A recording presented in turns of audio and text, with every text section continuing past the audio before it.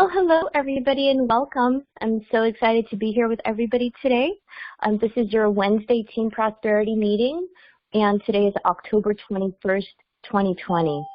I'm really excited to see Mike's presentation today, as well as share a few things that have been going on with me and things that have worked for me this week.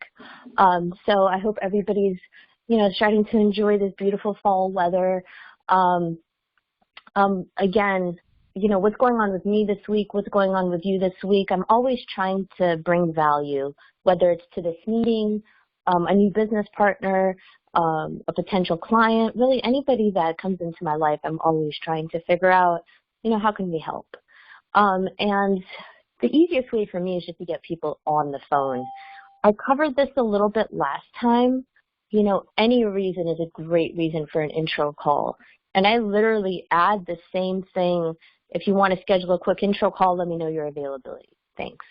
That's like the same thing I put on everything, whether it's, my birthday, their birthday, a new job, a promotion, somebody graduated school, they had a work anniversary, any conversation that's open with me, whether it's a reminder, a suggestion, it's a reason for me to open up conversations. And this week, actually, a week ago, I had a birthday.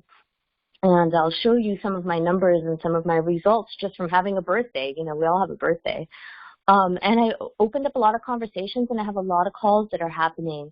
And this tended to work better because they're not like getting bombarded. So when it's their birthday, they're going to get, so many messages, and maybe yours will fall through the cracks, or they got a new job. They're going to get a lot of congratulations. But when they're wishing you a happy birthday or something, they're not getting bombarded back, right? So I feel like I've gotten a lot of traction. So I've really put stuff out, both on LinkedIn and Facebook. This is where I have networks. And this has been my strategy. So for LinkedIn, I said, thank you so much for the warm birthday wishes. If you want to schedule a quick intro call, let me know your availability, Alana. Now, if they really sent like a nice little meme and they really personalized it, I'll throw in a first name. Thank you so much, Mike, for the warm birthday wishes. Most people just got the standard one, so I could just copy and paste pretty quickly. This is what it looked like. Only about 3 lines, so it wasn't too long for them to read. It looked conversational. I didn't bring it up, break it up with a bunch of spaces. And Facebook was a little bit different. I really kind of personalized it for each person through the Facebook Messenger. So I made a list of about 25 follow-ups out of the 75 birthday replies I got. So it's about a third. And then that 25 list, that's a lot, right? So I broke them up, and I'm doing 5 at a time. I look at a big list and I get overwhelmed. And I'm sure other people do too. So what I did was I circled the top 5, and I contacted those yesterday. And out of those, I got 3 videos out. So you just never know, right, where it's going to come from. And I didn't do anything special. I just had a birthday. We all have birthdays. These were my LinkedIn statistics. It took me yesterday about 6 hours straight just to send out, just to copy and paste that same message back to people that were interested. I think I received about 600 messages. It felt like 1,000, but I'm being realistic. I probably got back to about 100 people an hour, copy and paste, copy and paste. I got about 20 no's, not interested, and why do I want to talk to them? 4 people got blocked. And, we just got to laugh about it. One guy said something like, marketer and like loves people and wants to trade referrals in his header and didn't want to talk to me. So I was like, look at your headline, So it was, you got to have fun with it, right? You can't take it personally. But 30 people did want to talk to me. Scheduled 24 calendar leaves, 2 that I talked to yesterday that just said, hey, I'm free at this time and this time. I'm free now. I'm free in an hour. And then 4 just gave me, a time on LinkedIn.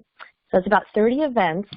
And then I have about 30 people over here on the right on my follow-up list that said, yeah, I want to do this. They didn't actually give me a time yet. So I'm going to follow up with those people. You can see this is just part of my list that I grabbed.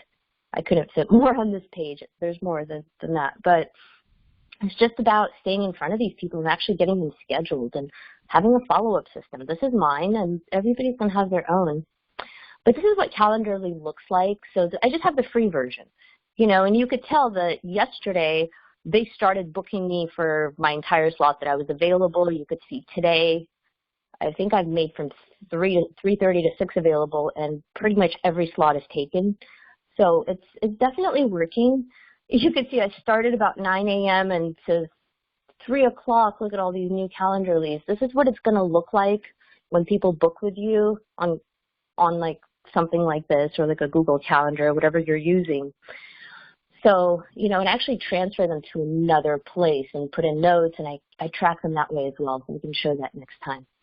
And, because most of us lead with a business, I feel like we're not pivoting enough. So when they're on the fence or they're not understanding like the extreme value we're providing or the huge impact we're making for people, for our partners in the marketplace, really they get one ABC call after they reviewed the videos, one possibly additional set of information, and then if they don't get it, they're getting pivoted to a client. So they can experience what the client experiences, so they can see what the client sees, so they can see the value of what we're doing. So I really kind of want people to think about that, because a lot of the time they're maybe interested in the business, but once they see like what we actually do for people, then they're like, okay, I love this, I want to be part of it. So that could be the deciding factor. And look, it's getting some of their training out of the way already, So there you go, kind of kills two birds with one stone. And whether they look at the business or our services and the value that we provide, they're going to see both either way. So anyways, and one of the main things that I've really noticed is I started glossing over these calls and I wasn't finding the pain point enough or what drives people enough. So lately I've really been letting people talk longer, trying to find their pain point, what really drives them, not assuming that I know what the problem is, or not assuming that just because they're a real estate professional or just because they're an insurance professional or whatever that I know what they're going through, because everybody is different. So ask lots of questions, ask follow-up questions, take lots of notes. I'll give you 3 examples from yesterday. Talked to one lady, really happy, she's in management. She's got a good job, but she moved from her state to another state to do the job. Single mom, she really wants to be close to family. So that was her pain point, right? And that's what I'm going to keep hitting back. Hey, you want to look at this. You want to have an option to move back to the state that all your friends and family are at. The second guy actually didn't work out. I already heard from him. He's not interested. He was an emotional, intelligent professional. His why was getting a book published. He said he dabbled in real estate, but that really wasn't his love. His love was like psychology and publishing. He reviewed the information. It's not for him. He's already let me know. And then the third example I'm going to give you was a guy that he's got a good job. He's making 6 figures, but he's driving around overseeing 14 funeral home branches, and they've got him driving all over Texas. So, you just never know. So money's not it, but he just hates driving around. And it took me a little while, to poke at these people to figure out what's their pain point, what's the value, right, for them. So I really implore you all to just do, more of that and try to get to know people, find out what their pain point is. Let me go ahead and grab Mike. I know he's got a great presentation for us. Give me just 1 second. Thank you so much.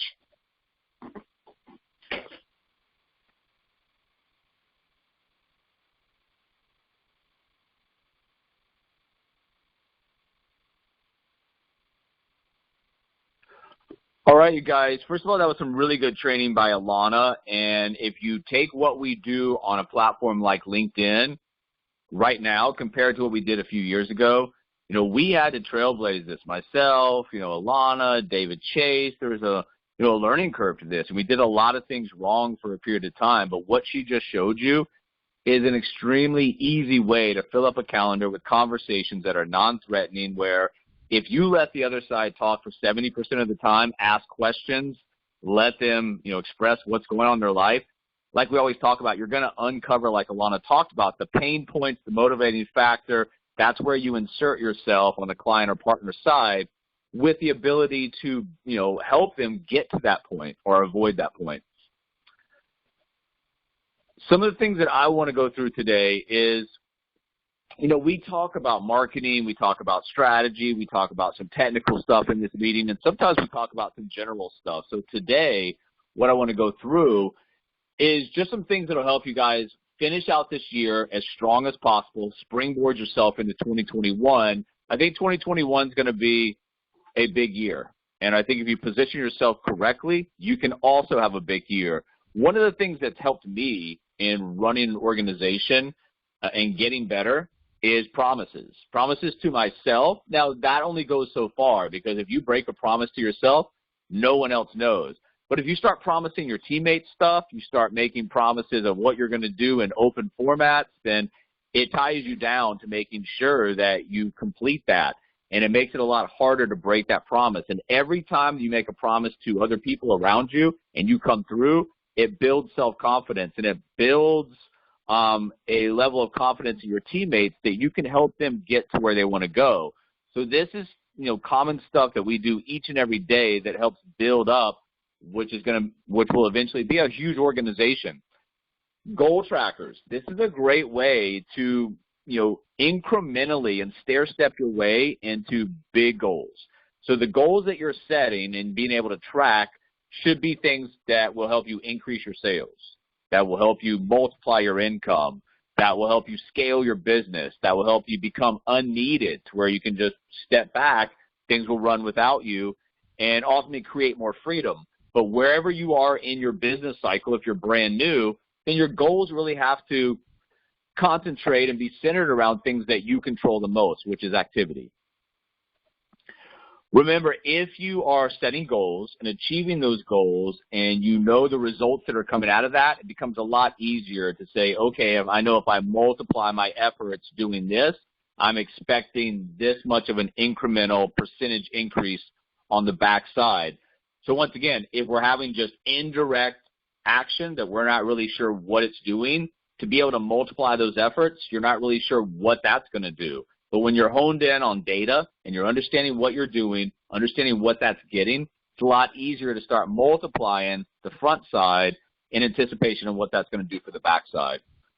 Mindset is everything, and you can bring in talented people with the wrong mindset. They're not going to be a very good partner. On the other side, you can bring in less talented people with the right mindset, the right work ethic and motivation, and we can mold those people into what we need them to be based on their desire to make things happen. Some people, they want to win, and they're willing to, work hard to make that happen. Other people want to win, but it's just a wish. They don't have the activity and the motivation and the action behind that wish or want to drive them to actually see the results. So you're looking for people, and the easiest way that I've learned how to build a business that's trying to surround myself with the right people is learning how to read people. Once you learn how to read people, you can cut through the ones that don't make a good fit very, very, very quickly. Now, that's not going to come overnight, but as you have more conversations and you have more people coming in that aren't the right fit, you're going to learn from that, and you're going to develop a persona. That persona is going to help you identify and correct what's going on with you, but it's also going to help you identify in the marketplace what you are not wanting to bring in. So once again, Alana's looking for pain points. If there's a lack of pain there, there's a lack of patience, lack of discipline, lack of knowledge, lack of inspiration, lack of desire and passion, lack of skill, fear of change, fear of failure, feeling unworthy. If those things are coming out early in the conversation, if appropriate, you want to pivot over to the client side. But these are people that we want to move on from. And then on the other side, if you've got people that procrastinate, have to have everything in perfect alignment, if their language patterns are wrong, if they're disorganized, if they constantly are riddled by pessimistic thoughts, they have too many time constraints. You guys know the person I'm talking about. They're very, very busy. They're running around doing a lot of things, but nothing's getting accomplished. There's too much complacency. There's no urgency. They're not taking responsibility for themselves and their future. Too many excuses and too much complaining. If you get this in the front side of a conversation, just know like if we were dealt a bad poker hand, we just want to fold that and we want to move on, because these people, unless they can overcome this stuff, they're not going to be able to manage themselves or other people. So mindset check. What we're looking for is people that are interested in our mission. You know, our mission is backed by a huge financial opportunity, but that can't be enough for the people coming in. So we don't want to do things just for the money, just for the promotions, the recognition, the equity, all the things that are great in our vertical and our model. We want to do things because we feel and we're backed by our mission. We want to uplift others. We want to do the things, financially speaking, teaching people how money works, teaching financial literacy, because we know two things. It's going to make a huge positive ripple effect and impact on our clients. And that, by doing that over and over and over again and serving people, we're going to make a lot of money along the way. That really brings me to my next point, which is, if you're not driven by the mission, what you guys see in different types of industries that we talk to is a lot of what we call short-term success. People hop around to this or that based on the new fad or whatever new product might be out, and then they do that for a period of time. And they either get bored or they lose success there, or whatever happens, they move on to the next thing. Well, if you're constantly stopping and starting new things, you're never going to get to the end point, which is the freedom of time, financial freedom, those particular things. So this is actually a personality defect. If people can't be honed in to one thing to give their efforts time to compound and be successful, you need to move away from those people, because leapfrogging from this thing to this thing to this thing, that's not what we're looking for in terms of where we want to put our time, energy, resources. And that's really where, if you understand not only how we help the clients, but how we help the partners reach their goals, that's where you get excited about helping other people reach their goals and dreams, and everything else will take care of itself. So if you get in that mentality of solving this problem of financial education, teaching people how money works, and being driven by that, the money and everything else will come. Remember, your business, if it's all on you, that's a job. So you don't build a business. You've got to build people around you, and then they'll help build the business based on the company vision, organizational vision, and their own personal vision of what they want to get out of this. This is the first filter that I use in my conversations. It's very easy to filter people out because, yes, we do have a place for producers in the vertical, but really, if you look at this, if people are on this side as the employee or the self-employed, and they don't see the value of moving over to the other side, there's not a whole lot that we can do for them. Remember, if somebody's running an office, they're self-employed. Distribution is becoming a business owner. So no matter where we are, I look for partners who understand the value of distribution, what that can do for them, and be willing to come in and do the necessary work over the period of time to make it happen. Because distribution will always win out. Distribution is king, and no matter how great somebody is at selling a product or a service, there's a ceiling on that unless you build a team around you. This is what when I'm talking to a self-employed person, they're usually real busy because everything's on them. They own a job. This is what the self-employed conversation looks like a lot of times when they don't realize where they are, or they're unwilling to move from that. We're just too busy to take on something that would actually alleviate most of the problems that we face on a day-to-day basis. So once again, self-employed, if they own a job and they don't understand the value of moving to benefits and leveraged income, then we want to possibly help them on the client side. Self-employed people are great, but on a partnership basis, it's not going to make a good fit. The difference between growing and scaling, and this is something that you guys have to be able to understand for yourselves and explain to other people, because this is a big part of our model. We get big by staying simplistic. Remember, growing a business means that you're adding resources at almost the same rate or at the same rate you're adding revenue. So it takes money to grow your business, right? On the other hand, scaling is about adding revenue at an exponential rate while only adding resources at an incremental rate. So scaling, creating distribution is what we want to get to, and we get there by staying simplistic, not being complicated, having a system, being able to work with people for a period of time until they become independent. So what's the point of resistance for scalability for this model, for this vertical? Well, it's pretty much unlimited, because if you look at the problem, it's huge. You look at the amount of people that are affected by the problem. It's most everybody. And then you look at the fact that you don't have to come out of pocket for, the setup of new offices, new infrastructure, wherever it may be. It's laid out for you. So the point of resistance for scalability is your ability to build and lead a team. When you look at the opportunity right now as a whole, there's no better time in history, guys, to be an entrepreneur, be a marketer, be a networker, whatever it may be, just like Alana showed you. Opening conversations, if you do it in the correct way, not pitching, not selling, but just opening conversations and learning how to prospect and talk to people, there is business everywhere.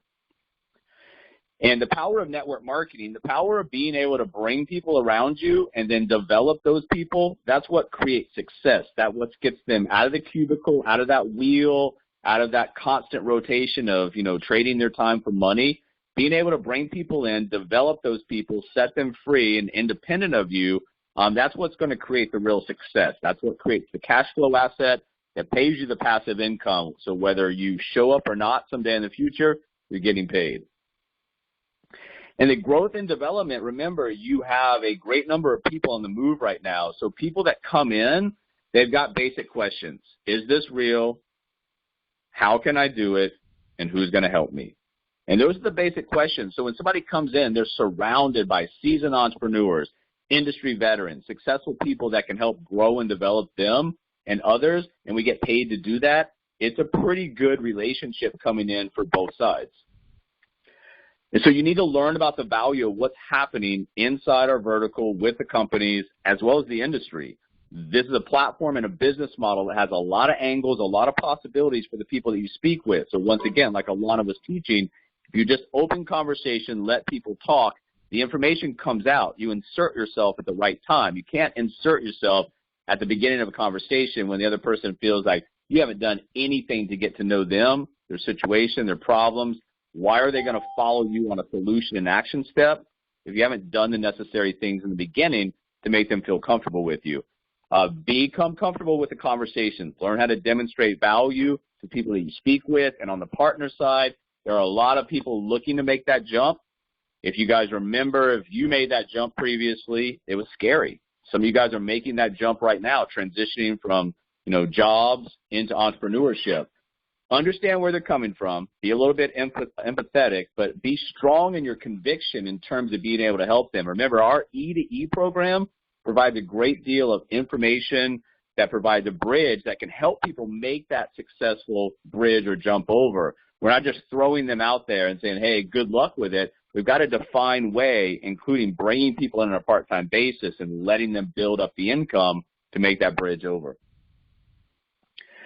Disruptive technology is where we set, our business model. So we've got a lot of disruptive technology in personal finance.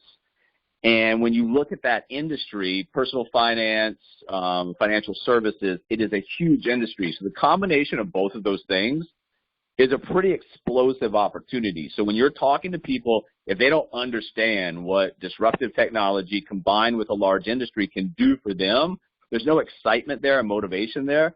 There's never going to be the ability to build it out day to day in the trenches. Somebody has to be excited about the possibilities on the front side, and then the only other thing is a negotiation of commitment between you and the other side of what both are willing to do and meeting halfway in the middle if that's going to be enough to accomplish what we need to. Remember, money doesn't sleep, but it does get bored. And the Facebook post for the activity that we used, the video, was Richard Sears and what he did at the time when the railroads were coming out, at the time when there was no standard times. He went in and he created a business model based on a number of things. That was innovation at that time. Our innovation is based strictly on technology. So when you look at over the last 25 years, quarter century, what happens? Well, money gets bored in traditional models and it flows over to digital.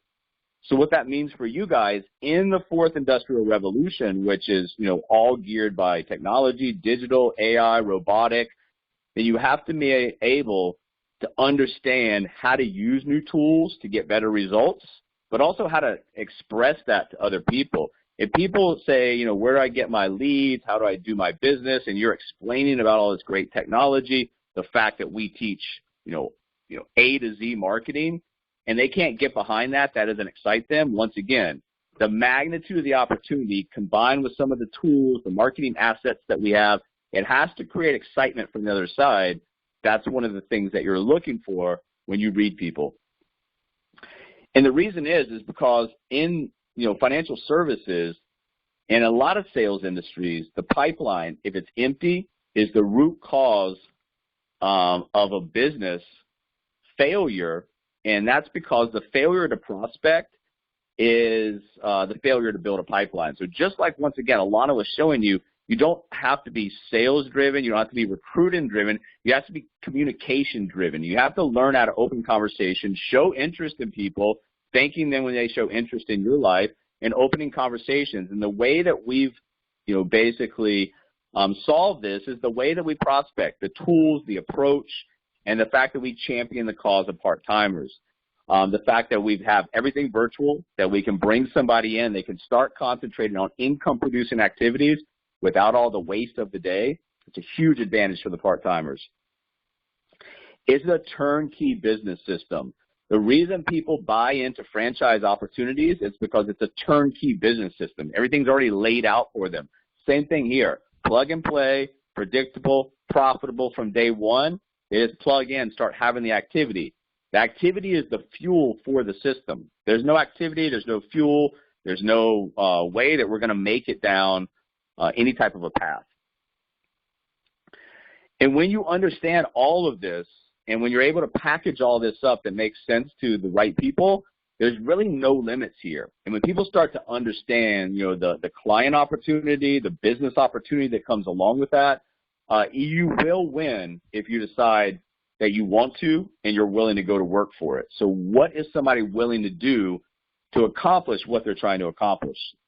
And then the end point is, who's coming with me? At this point, we're talked about the business, and we're excited about the business, and the other person on the other side is excited about the business. You guys made the commitment. That's the action step. So it's not a bunch of follow-up after that. So, for example, if we come off of that conversation, there's supposed to be an action step, onboarding, enrollment, and it's not there, we don't go back on the next conversation and sell everything in that conversation. We go back demanding the action step. Hey, the other day we left off, you were supposed to do this. Why hasn't this been done? And at a certain point, somebody can be excited about this. Somebody can see our vision. When it comes down to the action steps, some people are just reluctant to take it. That's a filter. You got to move on from that. Because it comes down to one question. Are you and are the people that you're talking to, whether it's a client or partner, committed to a better future? Because there's a difference in interest and commitment. We've talked about that before. Somebody's committed to making something happen, they'll see it through. Somebody's interested, they won't.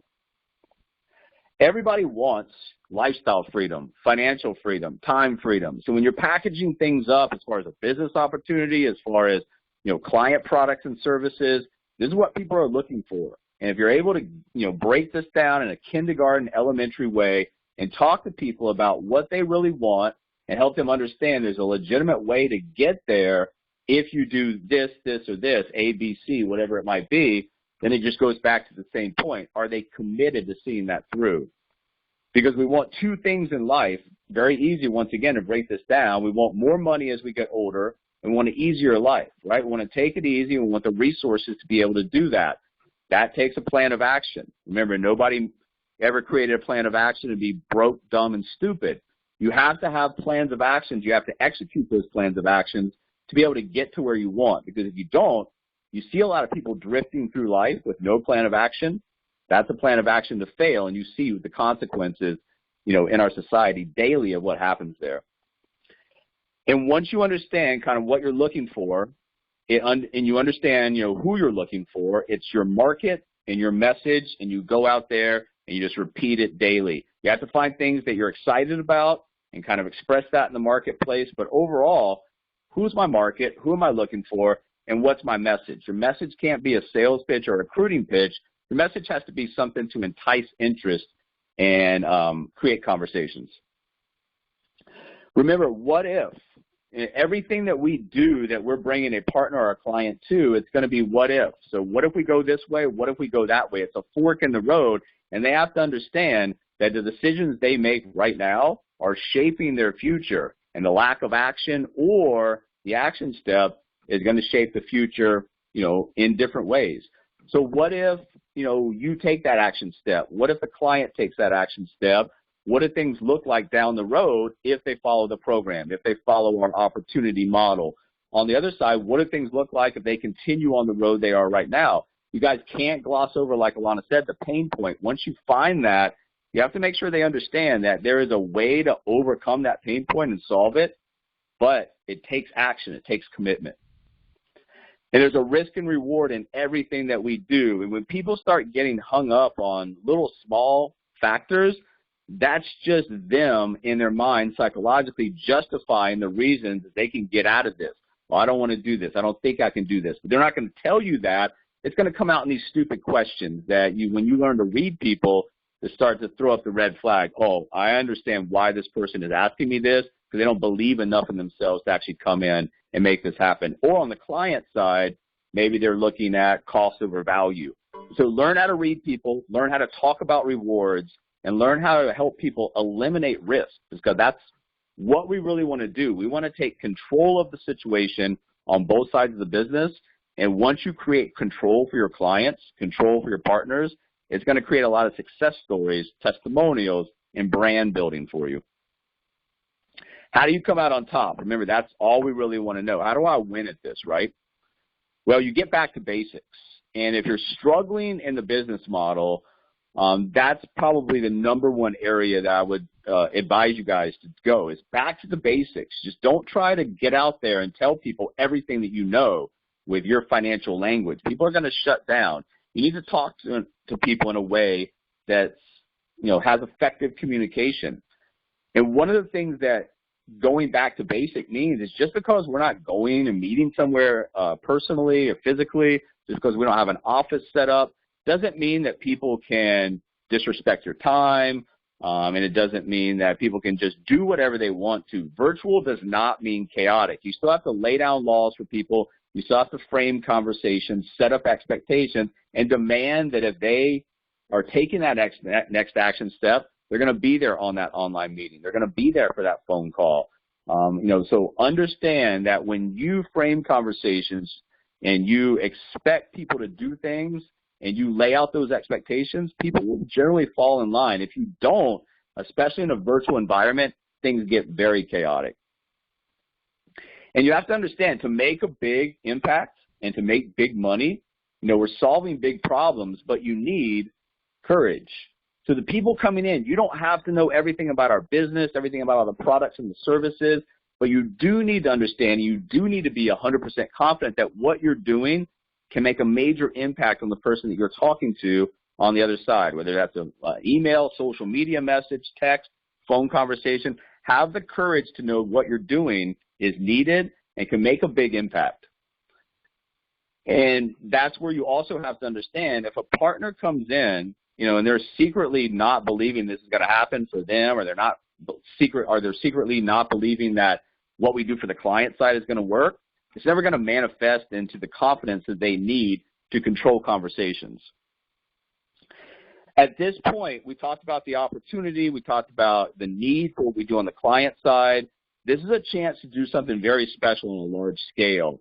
And once you guys start to get in the mindset of, oh my God, I can help a great number of people take control, live a financially better, more secure life, then everything else just becomes, I'm getting in front of the right people. I was on a interview yesterday, and it came out, why would somebody not do this on the client side? And because some people like to just have the problem. They just want to talk about the problem. They don't want to solve the problem. They want to just wallow in the misery of the problem. So this is not going to be for everybody. We want to help people that want to help themselves. You can't want this for a client. You can't want this more for a partner than they actually want it for themselves. And if you start getting in the habit of dragging people along, it's going to be a lot of work for little to no result. Remember, persistence over patience, getting back to basics. We're not just waiting out the clock with a lead, late in the fourth quarter here. We're trying to push ourselves into the marketplace and have enough activity to build enough pipeline to get the outcomes that we want. We're not just waiting around for nothing in particular. We know what the opportunity presents itself. We know what the possible results can be. We just have to go out there and be persistent. That creates momentum. Marketing, conversations, recruiting, sales, the activity, just like money compounds, and just like that's one of the, the educational concepts that we teach on how money works, so does the activity. And then when you surround yourself with like-minded people, success becomes a group activity, and that, has its own benefits. Another thing that we can do as far as going back to basics, teach your partners that this is a daily rhythm of activity. So getting on for a Saturday and spending 7 hours trying to do everything from the week just doesn't work. I'd much rather you spend 30, 45 minutes, an hour a day than try to pile it up, because what happens is when you don't have the rhythm of activity established, those menial daily tasks, they pile up and you become overwhelmed. Wow, how many notifications do I have? How many people had new jobs or work anniversaries? And then you don't feel like doing it anymore. It becomes a chore. It becomes a grind. If you stay on top of it and do it daily, it's not really hard at all. And then back to basics also includes income-producing activities. If you make the greatest meme, and we've talked about this, and you spend 30, 45 minutes crafting it, putting together an intro line, and it gets 4 likes and 1 comment, well, could that time be invested into another activity that could have produced income? If it's in the middle of the day during business activity, yes. You want to get the other stuff done during the off hours. So early at night or late at night, early in the morning, you can make that meme while it's not acceptable to do other stuff and just have it ready to go at the time that you want to post it.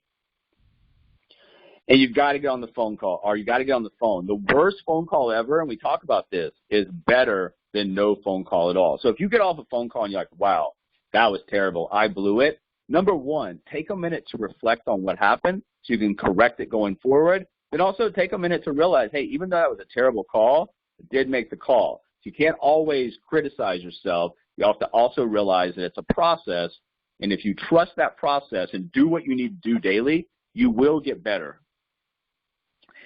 And remember, those partners that come out there that build multiple legs of distribution around the country, they come from your activity on the front side. So if you're making the calls, if you're talking to people, opening conversations, things will happen. You put yourself in a position to, quote unquote, get lucky.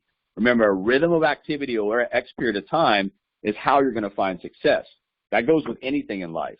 And that starts with just showing up. Don't let summer, don't let fall, don't let winter, don't let any of the seasons, change your dedication to what you're trying to do. And don't let any, macroeconomic events, political events, distract you. On the calls, this is very, very important. If you're doing a cold call, the objective of that cold call is to move from an interruption where the person has no idea who you are or why you're calling to a planned conversation, scheduled interaction.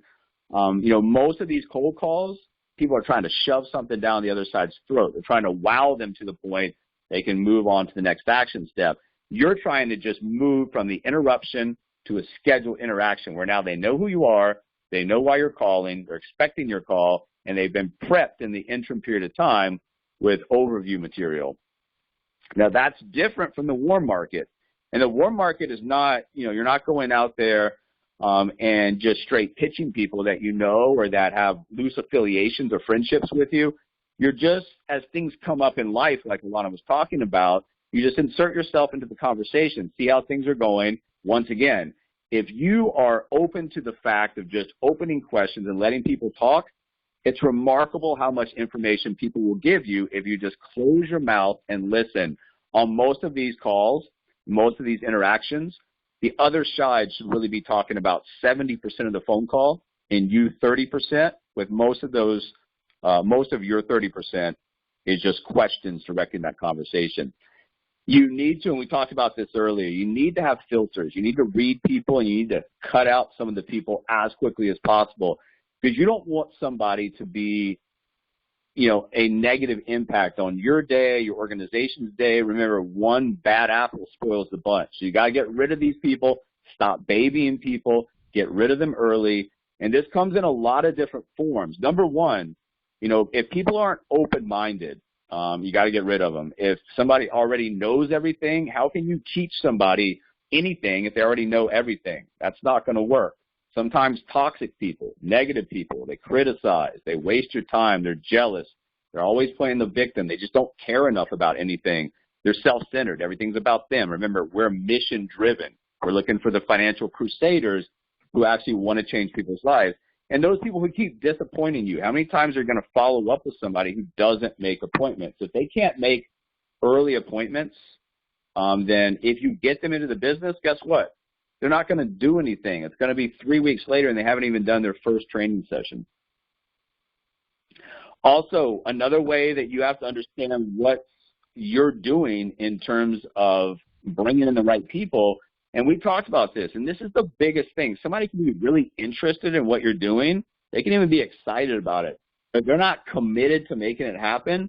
They're going to come up with those excuses. And really, if you look at some of the things that people are able to accomplish, these little excuses are invalid. And once again, that's just a means and a way to justify them not doing anything, them procrastinating, or them not being successful. You're building a team of leaders. Remember, you're not going to go but so far on your own, and that's why we look for talent. So when you're connecting with people, when they're able to commit to a goal, when you're able to plan collaboratively as a group, everyone contributes equally according to the assembly line, what we're doing, allocate to the natural strengths, say, hey, this is what you're good at, this is what I'm good at. Together, we can form a pretty good partnership based on, marketing and consulting or whatever it might be. Support and encourage each other. You're not looking for the people that aren't going to be supportive and encouraging because, like we talked about, if you've got people in the organization, they could be the best salesperson in the world, but if people can't stand to be around them, they can't stand to talk to them, it's going to have a huge negative impact that's far greater than any revenue or income that person could bring through. So build a team of leaders knowing what that team will be able to accomplish. We are in a great position because if we lack skill sets, if we're not good at something, guess what? We can just go out and find people that are good at stuff, and then we can bring those people in. There are going to be some great people that come in over the next 2 to 3 years into this vertical that will be far greater than any of us on this call, and I think all we have to do is just put ourselves in a position where we introduce them. You got a great deal of help with us that can train and support them to the point they don't need us. I've got California branch that I talk to the leader of, once or twice a week, doesn't need anything from me. Got a Louisiana branch that's totally independent that I rarely ever talk to, just don't need to. David Chase is independent. He's on this call. We're good friends and we do a lot of things together to try to build the business. But ultimately, you're bringing in people and you're going to put them through a process where they've got training, support, coaching, mentor them. And then they're going to be independent of you. And that's going to allow you to back away like we talked about earlier, and that should be a goal. Long-term goal should be that I don't not need it. I don't need to do any meetings. No one needs any help from me. I've done all on the front side, so I can just back away, and I continue to have those cash flows coming in. So quality over quantity. If you bring in 10 people in the business and none of them do something versus bringing in one person that gets to work right away, I'm not saying limit the amount of people that come in. I'm saying limit the amount of questionable people that come in.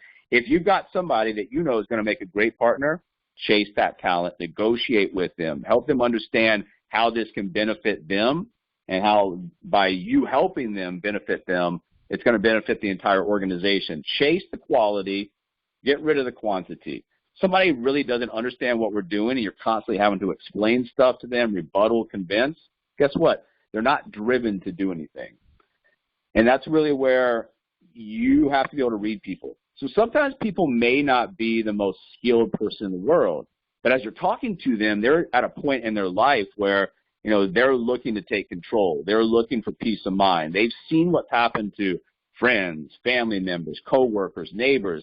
They want to avoid that. So maybe they don't have that entrepreneurial background. Maybe they lack some of that leadership skill set, but you understand by talking to them, they're willing to do whatever it takes to win. We can help those people versus the person that's got a very successful past, but maybe they're just out of drive. They're out of motivation. They're at a point in their life where they're slowing down, or they're at a point in their life where they're just, by their successful past, they're not willing to put in the necessary work and the grind on the front end. So understand who you're talking to, different types of people, different types of situations. You're just going to have to read people. Don't chase the quick dollar. This is another one that we talked about a little bit earlier. If you're seeing somebody's resume or their LinkedIn profile and they've had 5 things in the last 18 months, that's a red flag indicator. Somebody can come in. Alana and I were part of we did some consulting for an organization where a guy made a really nice paycheck, and he had been there for a couple months, never saw him again. So you have to understand that people have to be committed. I don't care about the immediate outcomes, and I know that's tough in the beginning because as things come in, maybe something doesn't work out. It can be, on a day-to-day basis, ups and downs of the business. What you're in search of and what I'm in search of, it takes effort compounded over a period of time. Financial and lifestyle freedom. Remember, you can get that big check. You can work for a month and get that big check and check out. But financial and lifestyle freedom, the ability to do what we're trying to do, is not going to fall in somebody's lap, and it's not going to happen in 60 or 90 days. Also, leveraged income. Remember, these people on the other side here, there's only so much that can be done. Even if you're the best at what you do, only so many hours in the week. Leveraged income coming from helping people develop talent, develop teams, develop offices, and then everybody take a little piece of that based on the ability to help the next person. Leveraged income is a big opportunity, and people that you're talking to on the partnership side, they don't understand the advantage of leveraged income, then you can try to pivot to the client side if appropriate, but once again, probably not going to make the best teammate. And then one other thing that I've noticed is when I put education into my 12-week year as a goal, I tend to get it done. If I don't list education as something I've made myself commit to, I don't get it done. So what I would recommend is carve out a little bit of time. It doesn't have to be very much of your day, of your week to learn. One of the greatest places that I go to on a continuous basis to learn whatever I want is YouTube. Remember, we always talk about this. It's not just about you. If you're learning skills and applying those skills and bettering your business, people that come in and you're able to teach that, they get off to a much quicker start. They get more traction. They start making more money quicker, and that brings a velocity to your model. The 1-2 punch of this business is building and learning. So that's what you constantly want to be doing. You want to have a thirst for both, new partners coming in to build out, and a thirst for knowledge about how to improve your business, how to make a better business for your partner and your clients. Today's your day. Each and every day, that's all we get. So how will you use it? How will your partners use it? How will your clients use it? Remember, our life is based on just a continuous rhythm of, choices that we make and the consequences from those choices. So anything that we do, good, bad, or ugly, if we practice at it, we'll become better at it. I realistically, and I'm 100% confident that in the middle of this decade, 2024, 2025, or the next 48, 60 months, there's going to be some incredible things happening. I promise you that if you capitalize on this period of time, you're going to look back with us and thank yourself that you did invest the time, energy, resources. On the other hand, if you don't put the necessary action into this time period, you're going to look back and you're going to understand that maybe some people that might have been a little less skilled than you, but were more driven and motivated than you, came out on top while you didn't. So you don't want to look back and regret. This is a golden opportunity for all of us. Take action, find a way. It's about choices. It's not about having X amount of zeros in your bank account. It's about what comes along with that, and that's choices and freedom. Successful people take big risks, knowing they might fall hard. Alana and I gave up a lot to start this a number of years ago, and we understood, hey, we're giving up a lot. There's going to be a period of time where we're going to make less money than we would have if we just stayed what we were doing, but we understand the opportunity in a multi-trillion-dollar industry to build distribution using technology, innovation, is an amazing opportunity. So get behind the mission. Don't bring in the wrong people. And the right people that you do bring in, spend some time with them. They're not just going to get from zero to independent of you without you spending some time in between, making sure that they've got everything they need, including sometimes just a soundboard. Remember that first survival period, you've got to motivate people. You've got to help them understand, hey, everybody goes through this. It's not about the results early on. It's about the action, and we know that's a leading indicator that will give us the results. If you guys need anything, just please raise your hand. We're more than willing to help you. Just try to finish off this year as best you can, and then let's just crush 2021, and this time next year, let's see how many 6- and 7-figure earners we can put up. Wow, Mike, that was really, really good. I hope you all got as much out of it as I did. His PowerPoints are always on point with great graphics, so really, really good stuff. I'm going to go ahead and turn off the recording, and then we'll open up the floor. Thanks so much.